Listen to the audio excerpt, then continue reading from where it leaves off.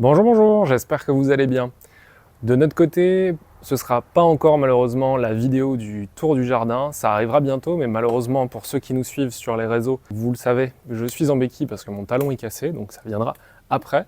Mais on vous propose une petite vidéo, on va faire le tour des différents matériaux de récupération qu'on a pu mettre de côté depuis le début de notre projet, et ainsi vous présenter ce que vous pourriez mettre chez vous de côté dans le cadre de démolition et qui peut du coup être recyclé dans le cadre de la rénovation. Et puis potentiellement, vous pourrez nous transmettre des informations sur ce qu'on a mis de côté ou nous transmettre des idées si vous en avez. Nous, c'est Elora et Simon. On a décidé de se construire un avenir résilient en transformant ce vieux corps de ferme en une maison durable et accueillante et son hectare de terrain en un jardin productif et riche en biodiversité. On peut commencer par ces pierres-ci qui sont issues de différentes démolitions qu'on a dû faire sur le corps de ferme.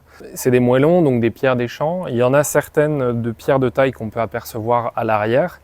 Malheureusement, on a déjà eu le cas auparavant, c'est que si on les stocke à l'extérieur et qu'elles se gorgent d'eau, elles deviennent gélives. C'est pour ça qu'on les stocke ici sous le hangar, qui est plutôt bien pratique, même s'il est moche. Et donc du coup, on en met le maximum de côté. Elles nous ont déjà servi sur certains chantiers de maçonnerie comme un muret dans la grange par exemple, et elles nous serviront à nouveau pour faire des murets. Elles nous serviront aussi à faire des réparations dans la maison, dans la grange et potentiellement quelques aménagements au jardin. Tout le corps de ferme est construit avec ces pierres-là et donc du coup c'est vraiment le matériau principal qu'il faut mettre de côté parce qu'on en trouve malheureusement rarement du même type, ce qui du coup pourrait apporter des différences visuelles dans les différentes maçonneries. Donc on en met un maximum de côté. La manutention est lourde, donc il faut bien réfléchir à où les stocker si vous avez le cas chez vous. On a fait l'erreur de faire un tas l'été passé à l'extérieur, on ne l'a pas rentré sous le hangar et malheureusement l'eau et le gel sont passés par là et on a perdu une grande quantité de ces pierres. Il faut être pris pour être appris comme on dit, mais bon, voilà, on essaye d'en stocker le plus possible et je pense que ça nous servira bien dans le futur.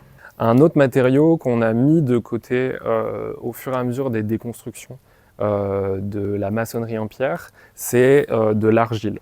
L'argile ici, il a été utilisé pour maçonner la pierre. Donc tous les murs du corps de ferme sont maçonnés à l'argile. C'est certainement de l'argile qui est locale. On en a mis pour l'instant une petite quantité de côté. Et il peut servir par exemple pour faire des enduits à la terre dans la maison. Ça peut aussi servir pour faire du torchis par exemple ou une dalle en terre. Pour l'instant, on a ces deux poubelles, on a un ou deux sacs qui traînent ici autour et on a encore un énorme pignon à abattre. On sait qu'il y a énormément de terre encore à récupérer, donc on essaiera d'en mettre un maximum de côté, potentiellement pour faire des enduits plus tard. Autres matériaux qu'on a mis de côté, on les aperçoit derrière moi là-bas au bout, c'est du coup du bois de charpente, il y en a aussi sur ma gauche. Du coup, des bois de charpente en tout genre. On a démoli l'ancienne étable qui était malheureusement pas récupérable et on a récupéré quelques pièces de charpente qui étaient encore en bon état et réutilisables. Certains bois uniquement pour faire de l'étaiement quand on va devoir toucher à la maçonnerie ou à la charpente. La plupart des pièces de charpente qu'on a pu mettre de côté sont en peuplier parce que c'est un peu la tradition par ici. Toutes les vieilles charpentes sont en peuplier grisard. C'est pas le meilleur bois. On a quand même eu la chance de récupérer quelques pièces en chêne, notamment des solives qu'on verra une fois à l'intérieur de la maison, qui pourra nous servir dans la rénovation de la maison. Et après, du coup, les autres pièces de charpente nous serviront certainement à faire d'autres aménagements. Ça peut être un carport, par exemple, un petit abri dans le jardin, un poulailler pour la basse-cour. Mais encore une fois, c'est un type de matériau qui, je trouve, vaut la peine d'être mis de côté. Et à nouveau, de préférence à l'abri, donc, encore une fois, sous le hangar.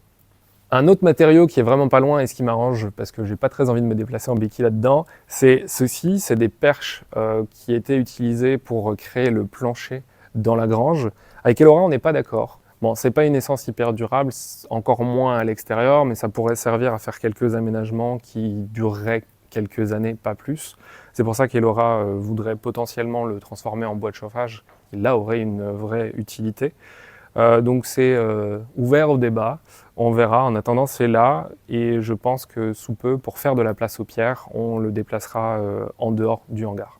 Côté bois, on a aussi mis tout ça de côté. Donc quand on a démoli le plancher de l'étage autour de la cheminée, on a récupéré toutes les solives qui sont en chêne et qui étaient pour le coup à cet endroit-là plutôt droites et donc réutilisables. Il n'y aura plus qu'à retirer l'ensemble des clous et à les poncer et à mon avis, elles pourront être réutilisables pour refaire le plancher.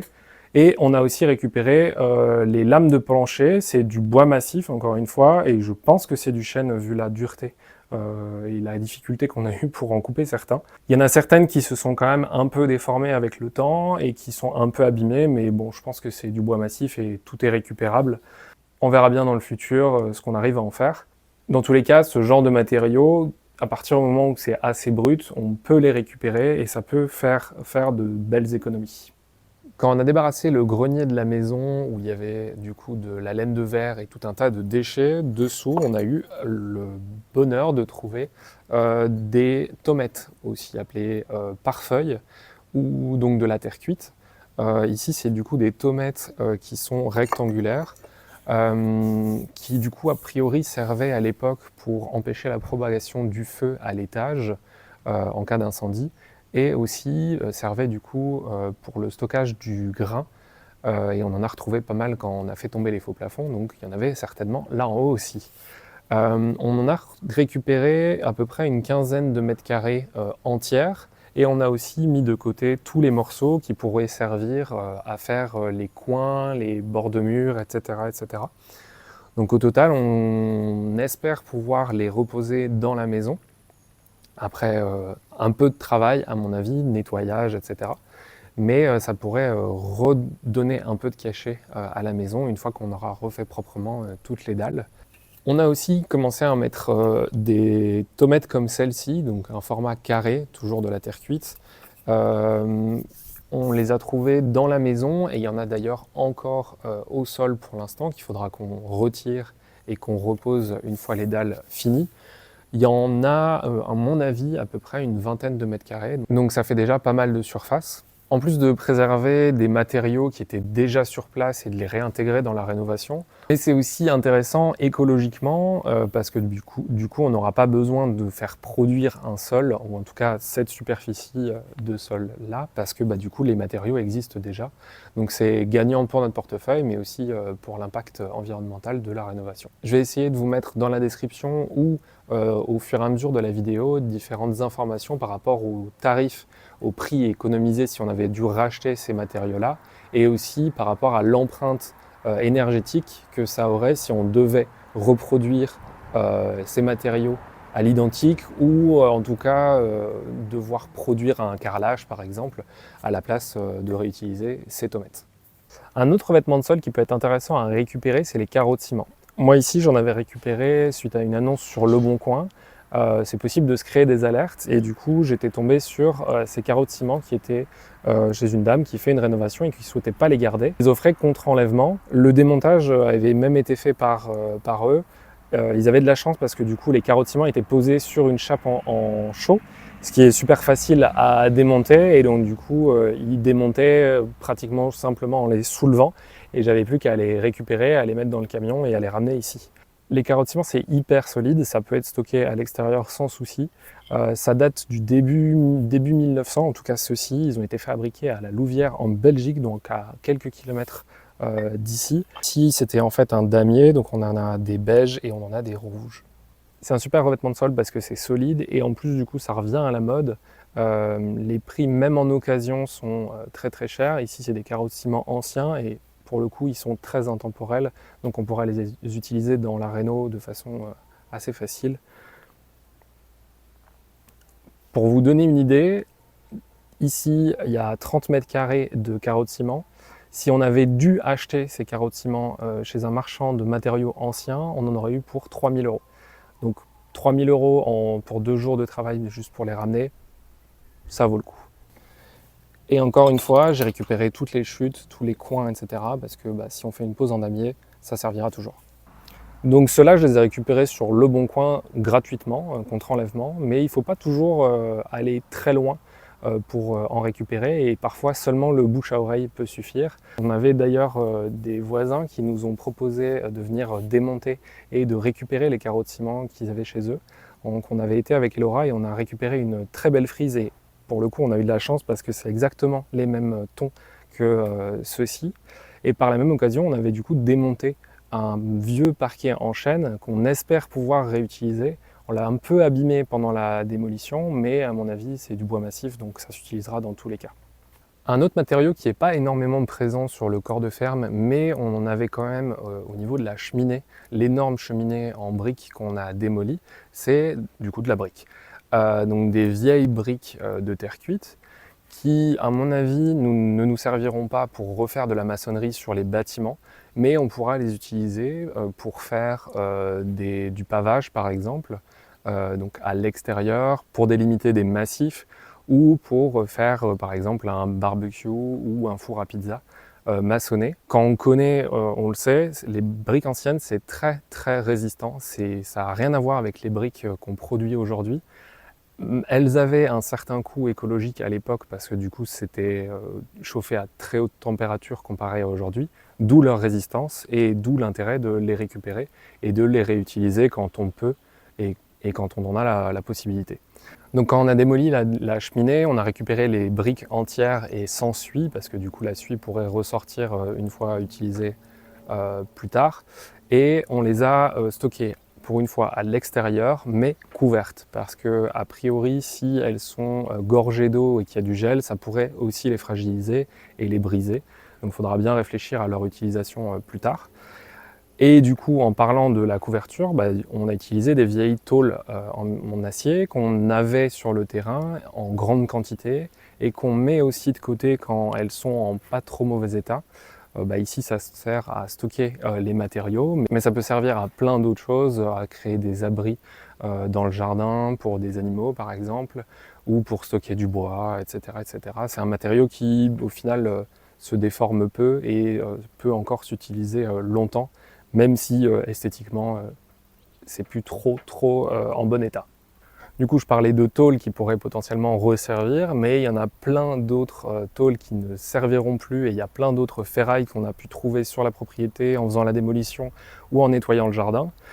Des piquets tordus, rouillés, des restes de machines agricoles, de la tôle qui a été broyée, des rails de placo, de la fonte, du grillage, des cerclages de roues de charrette, enfin vraiment pas mal de types de métaux différents et du coup ça, on le réutilisera pas ou peu dans notre rénovation, même si certains piquets peuvent être réutilisés, certains bouts d'acier peuvent être réutilisés pour faire des plats, etc. par exemple. Et du coup, ça, on peut le stocker et ensuite le revendre chez un ferrailleur. On avait déjà fait une revente il y a 1 an et demi, si je ne dis pas de bêtises, ce qui nous a rapporté un petit billet. On avait du coup rempli une benne pour un total de 4,3 tonnes de ferraille. Ça nous avait rapporté à peu près 800 € à l'époque. Et on avait aussi mis de côté tout ce qui est tuyaux de cuivre, câblage, etc. quand on a mis à nu la maison. Et ça nous avait rapporté à peu près encore à nouveau un billet de 300 €. Donc finalement, en nettoyant, en mettant de côté et en triant correctement, on s'était quand même fait un billet de 1100 € à ce moment-là. Et vu le tas qu'il y a devant moi, je pense qu'on pourra encore remplir une belle benne et peut-être encore encaisser un beau petit chèque. Côté métal, on a quand même mis pas mal de piquets en métal de côté qui pourront resservir pour faire une clôture ou que sais-je au jardin. On s'en est aussi déjà servi par exemple pour faire de l'étayage avec 2 étais pour pouvoir soutenir un petit bout de mur. Parce que finalement c'est assez fin et très léger, donc finalement c'est assez adapté. Côté pièces de métal qu'on va garder et certainement réutiliser, on a récemment démonté un pressoir à pommes. C'est un pressoir ancien et, avec pression mécanique et du coup à mon avis on le remettra en place sur une des terrasses, soit en décoratif, soit pour s'en servir pour presser des pommes tout simplement. On avait aussi mis ça de côté qui était auparavant sur la façade là-bas. Ça servait soit d'appentis, soit de nichoir à pigeons, d'après ce que certains abonnés nous ont dit. Dans tous les cas, nous on l'a mis de côté et on s'en servira certainement pour faire un châssis de serre, pour faire les semis en début de saison. Un dernier matériau qui peut être aussi intéressant à récupérer, c'est les ardoises naturelles. Pour le coup, nous, on n'a pas cette chance-là. Malheureusement, toute notre toiture est en ardoise fibrociment amiantée pour une partie, donc on ne pourra pas les réutiliser. Soit on a la possibilité d'en récupérer auprès d'un couvreur, ou bien en déchetterie, comme celle-ci. Elles peuvent servir potentiellement pour couvrir un petit bâtiment, une annexe, un poulailler ou quoi que ce soit. Ça peut être le cas aussi avec des tuiles que vous pouvez récupérer gratuitement. Pour le coup, nous, on ne va pas les utiliser pour couvrir un bâtiment, mais on va les utiliser au jardin pour pouvoir identifier les différentes zones dans le jardin, mais aussi les différents arbres, les plantes, etc. C'est assez joli. Il suffit de les mettre sur un fer à béton ou de les clouer directement sur le piquet de l'arbre. C'est assez joli, moi, je trouve, et en plus, du coup, c'est naturel. Pour écrire dessus, il faut utiliser un marqueur blanc Posca, ça marche très bien, ça dure normalement longtemps. On en a au jardin qui sont là déjà depuis à peu près 2 ans, et pour le coup c'est tout à fait lisible, donc c'est je pense une chouette solution pour réutiliser ces petites ardoises. Bon, voilà, on a fait le tour de tous les matériaux que nous, on a pu mettre de côté dans le cadre de notre rénovation et des trouvailles qu'on a pu faire. À mon avis, la liste est loin d'être exhaustive, pour nous, mais certainement pour vous aussi. Donc si vous avez des idées de matériaux qu'on peut mettre de côté et que vous avez mis de côté pendant vos rénovations, dites-le nous en commentaire. Et puis si chez vous aussi vous avez des matériaux qui peuvent être encore utilisés mais que vous n'en aurez pas l'utilité, pensez à mettre une annonce sur le Bon Coin ou Marketplace. Si c'est intéressant, en général, les gens se déplacent et parfois même démontent les carottes ciment à votre place. Bon, c'est bien beau de vous montrer tous ces matériaux, mais à un moment, il va falloir les utiliser. Alors, on vous laisse là, on retourne aux travaux, et puis si vous voulez voir comment on va les utiliser, pensez à vous abonner. Si t'es encore là, pense à liker cette vidéo et à t'abonner pour ne rien rater. Et si tu veux découvrir notre projet, je te laisse avec ces 2 vidéos.